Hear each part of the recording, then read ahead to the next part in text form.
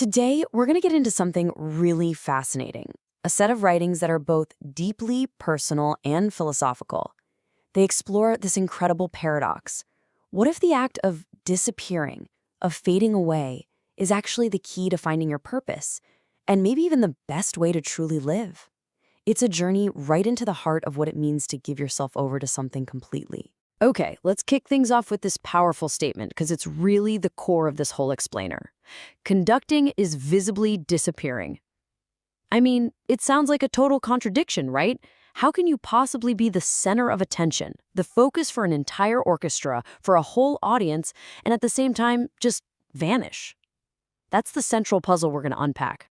So this first section is all about that very idea. For the author, being a conductor isn't about ego or power or being in control. No, it's about something way, way more profound.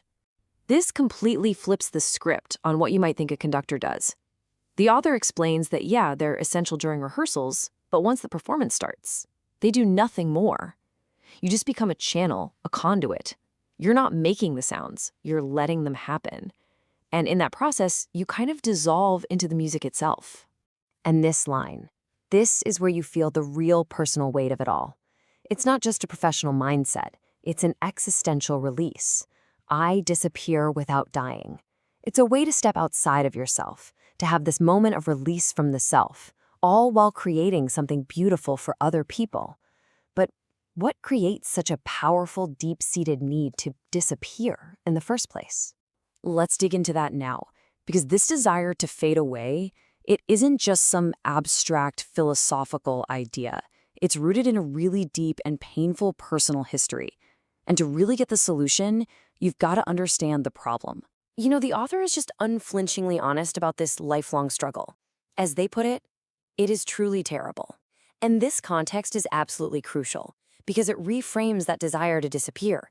It's not just a casual wish, it's this constant, heavy, gravitational pull. So what holds them back? It's this incredibly powerful moral conviction. The author sees death as a quick fix, but one that's fundamentally selfish and irresponsible. So the choice to live becomes this profound act of care for other people, a refusal to pass on their own suffering. But that leaves this massive dilemma. How do you live your life when you're constantly fighting the urge to vanish? And this is where conducting becomes the perfect answer. It's the synthesis of these two huge opposing forces.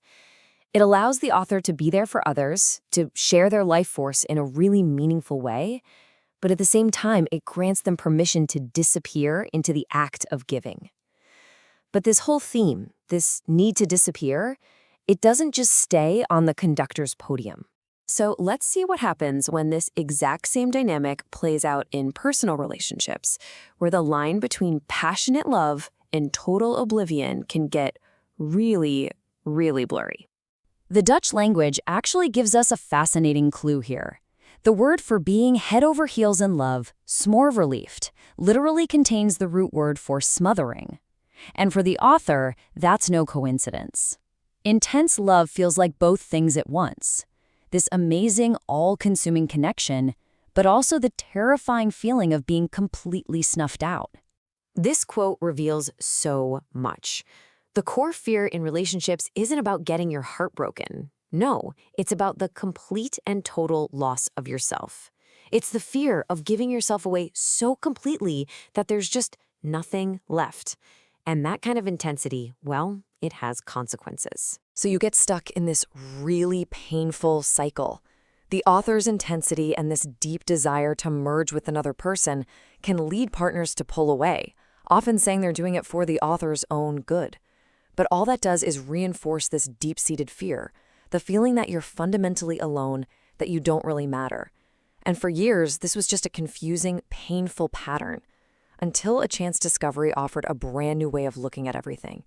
Okay, let's dive into this next part, because it details a real moment of revelation, a moment that suddenly provided a framework for all of these feelings, the need to disappear, the intensity in love, and that profound underlying sense of loss. I mean, you can just picture it. The author is alone in a hospital room, in a lot of pain after the 4th surgery on their hand. They just idly pick up a professional journal, something to pass the time, and then they see a headline. Lone-born twins? Do they exist or not? The author had no clue what that even meant, but the question just grabbed them. And as they started to read the article, tears just started streaming down their face.